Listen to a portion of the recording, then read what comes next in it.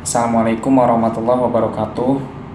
Nama saya Farhan Naufal dengan NIM 41719010008 dari Prodi Desain Interior akan mempresentasikan tugas besar 2 Bahasa Indonesia yang berjudul Potensi Bahasa Indonesia Menjadi Bahasa ASEAN atau Perbara Perhimpunan Bangsa Asia Tenggara. Latar belakang dari judul tersebut yaitu ASEAN bersepakat untuk pengintegrasian kerjasama ekonomi ASEAN dalam pasar tunggal. Dalam kenyataannya, mempunyai perbedaan yang tajam dalam latar budaya politik maupun kebudayaan. Misalnya Vietnam yang tidak fobia dan tidak alergi dengan kosakata dan atribut komunis, barangkali bisa mencairkan fobia komunisme di Asia Tenggara. Lalu Malaysia dengan kebudayaan Islam dan Melayu, Filipina dengan kekatolikannya, dan Thailand dengan kebudayaannya. Salah satu solusinya adalah dengan penetapan bahasa resmi ASEAN. Sebab dengan adanya aturan tersebut, tentunya akan mempermudah komunikasi antar masyarakat ASEAN dalam berhubungan satu sama lain. Berkenaan dengan keberadaan bahasa Indonesia di kawasan ASEAN, bahkan di dunia internasional, sangat memegang peranan penting, bahkan berpotensi menjadi bahasa yang digunakan di ASEAN. Hal ini tidaklah berlebihan, mengingat bahasa Indonesia yang egaliter, indah, mudah, dan sederhana, serta minat pemakai bahasa Indonesia sangat besar sehingga memberikan kontribusi untuk menjadikan bahasa Indonesia sebagai bahasa yang digunakan di ASEAN.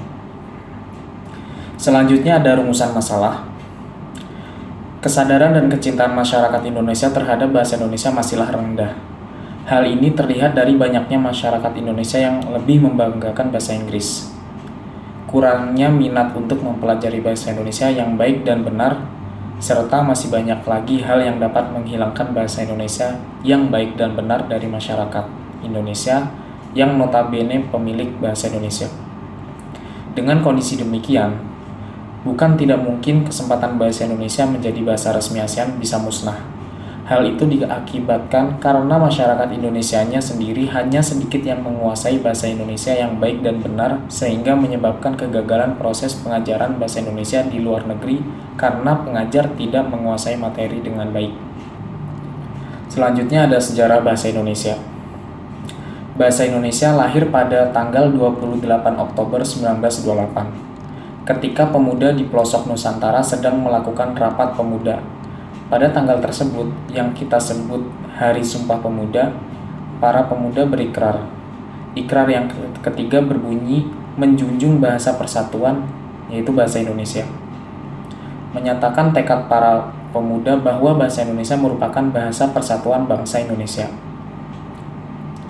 Untuk tetap menjaga eksistensi bahasa Indonesia, telah diadakan 10 kali Kongres Bahasa Indonesia yang bertujuan untuk memelihara dan menjaga eksistensi bahasa Indonesia di dalam perkembangan modernisasi dan globalisasi. Pada Kongres Bahasa Indonesia 8 pada tanggal 14 sampai 17 Oktober 2003 di Jakarta, menetapkan bahwa Oktober dijadikan bulan bahasa. Bulan Oktober merupakan bulan bahasa dengan agenda berlangsungnya seminar bahasa Indonesia di berbagai lembaga yang memperhatikan bahasa Indonesia. Berikutnya, ada keberadaan bahasa Indonesia di ASEAN. Dalam usianya yang genap 108 tahun, bahasa Indonesia terus berkembang untuk memenuhi kebutuhan komunikasi pada masyarakat global, sehingga bahasa Indonesia berpotensi menjadi lembaga penghubung antar bangsa, terutama di kawasan ASEAN. Bahasa Indonesia berpeluang menjadi bahasa utama ASEAN karena mempunyai beberapa faktor berikut. Yang pertama ada bahasa Indonesia mempunyai struktur yang sederhana. Lalu bahasa Indonesia mempunyai jumlah penutur yang paling banyak di ASEAN. Yang ketiga, bahasa Indonesia mempunyai penyebaran geografis yang luas. Yang keempat, sektor ekonomi makro di Indonesia yang berkembang pesat menjanjikan lahan investasi bagi investor asing. Dan yang terakhir, produk sosial dan budaya Indonesia yang tersebar di negara-negara ASEAN dapat menjadi media mengenalkan bahasa Indonesia. Selanjutnya ada analisis SWOT Internasional Bahasa Indonesia. Kita patut berbangga karena kita memiliki bahasa sendiri untuk dijadikan bahasa nasional. Apalagi bahasa Indonesia merupakan bahasa yang besar di Asia Tenggara. Terbukti dengan lebih dari 200 juta jiwa lebih menggunakan bahasa Indonesia.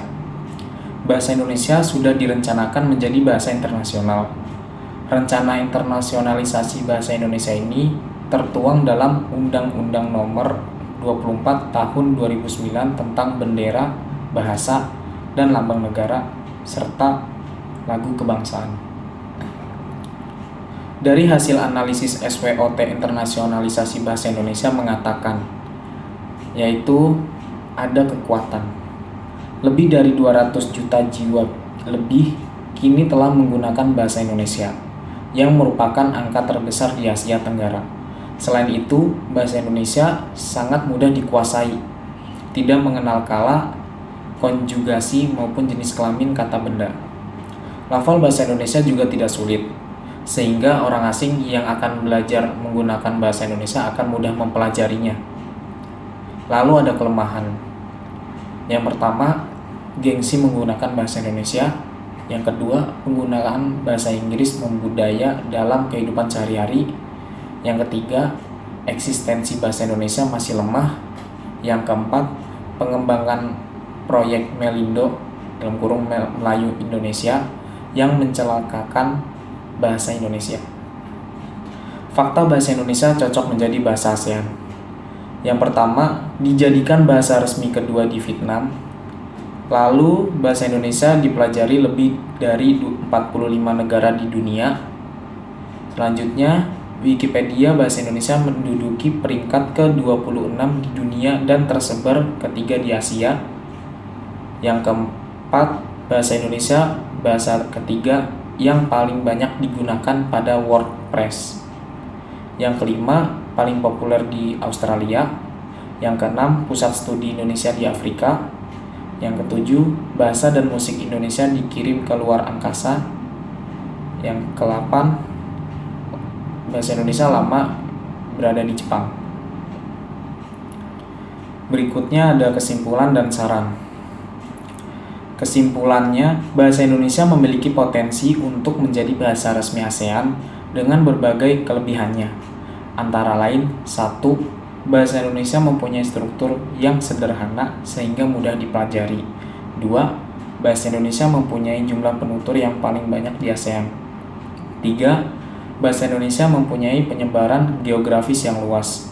Namun sayang, di negerinya sendiri justru bahasa Indonesia disepelekan oleh mayoritas masyarakat Indonesia. Mereka lebih bangga menggunakan bahasa Inggris dibandingkan menggunakan bahasa Indonesia yang baik dan benar.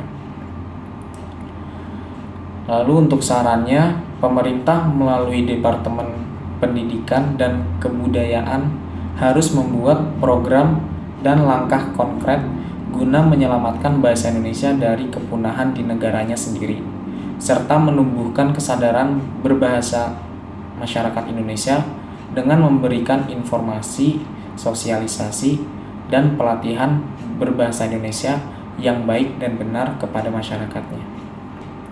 Sekian dari presentasi saya, kurang lebihnya mohon maaf. Assalamualaikum warahmatullahi wabarakatuh.